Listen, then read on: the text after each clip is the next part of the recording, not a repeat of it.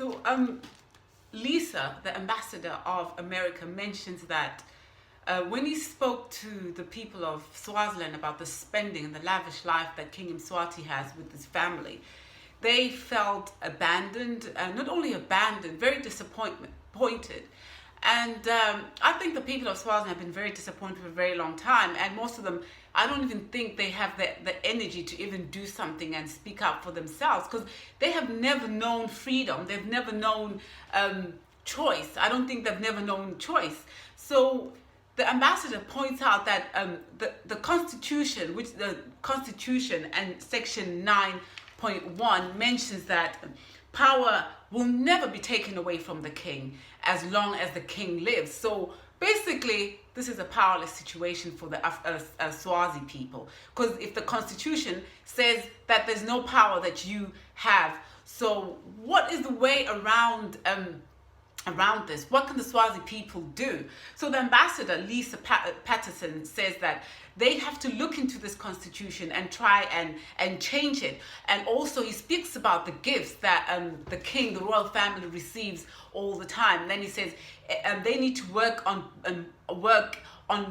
putting a law or something that limits the amount of gifts or a tax or something to try and eradicate the spending and the lavish life that the king of Swaziland and his children and his whole family, and obviously the other side of his family.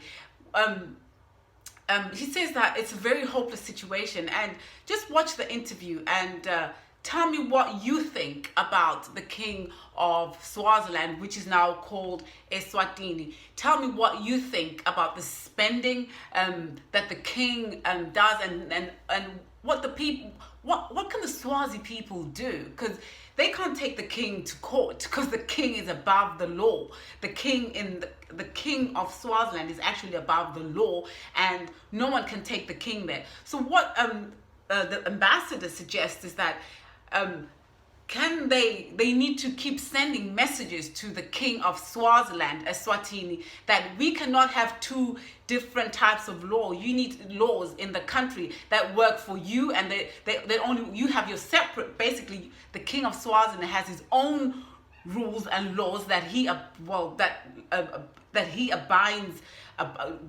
that he practices, and then the people of Swaziland have their own ones. So there's two separate laws for the people and for the king. So that basically the king is above the law, and the people of Swaziland cannot take the king of Swaziland to court. So that is understandable. So what is it that the Swazi people can do? Tell me what you think. I know they're not allowed to talk. They're not allowed. They're scared. They're scared of talking about things. So you tell me what you think. Yeah. At this point, I pose the question too. In November, I think last year, 2019, somewhere, you became very popular and very unpopular in some circles after saying something about raising your concern, which you had picked from a number of people that you were engaging with, concerning the spending in the kingdom.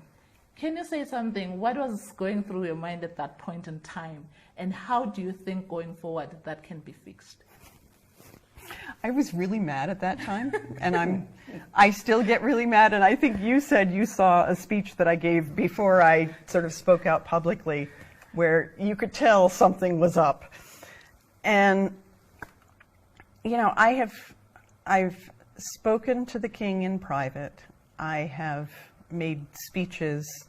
I'm pretty well on the record laying out my concerns about, you know, royal family trips to Disney World in the middle of the drought. The number of royal children who, for some reason, go to the UN General Assembly. The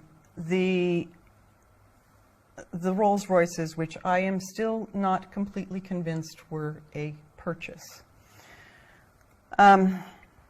You know, we've given more than $500 million in assistance to Eswatini over the last 15 years. And it does reach a point where you ask yourself, why are we putting this money in? Why are my tax dollars going to this, my children's tax dollars?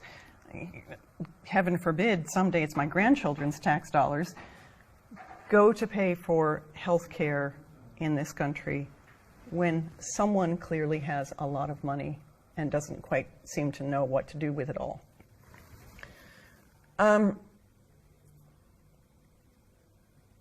Some of the takeaways for me from the cars. You know, we had a lot of conversations with people, all different walks of life, grassroots people talking to their grassroots community, people very close to the palace. And there was anger, there was disappointment, there was, I think one person said they felt abandoned. And I thought that it was a golden opportunity for people to mobilize and try to get something out of this moment of collective anger, anguish, pick your word. And nothing really happened. And I think you're going to see another either gift or purchase that's going to raise that ire again. And so I will just put in my 2 cents now, and people have heard this privately, so I'll say it publicly now. 2 things that I think could help Eswatini, and this is a space where people could advocate. A law on gifts. Every developed economy in the world places limits on what their government officials can accept. Even monarchies, because they're concerned about the appearance of impropriety. Pass a gift law, specify that it will apply to everyone. And I know I had one person say to me, well, what point is there in that? Because you can't take the king to court. But I think you need to start consistently sending messages that we're not going to have 2 sets of rules for us. And yes, we know we can't take you to court, but we expect you to behave the way the rest of us have to behave. The other piece is Section 9 of the Constitution lays out the royal emoluments. Section 9.1 says the king will get allowances. Section 9.2 says you can never reduce the amount of the king's allowances for as long as he is on seat. That section of the Constitution fundamentally takes away any power that Parliament has over the purse. And at a minimum, people should be engaged on, well, gee, we think he has enough already. We should place a cap on this. Or you change Section 9 of the Constitution so that there is actually some room to move it down, if necessary, when you are in times of dire fiscal need. I hope the internet has fun with that.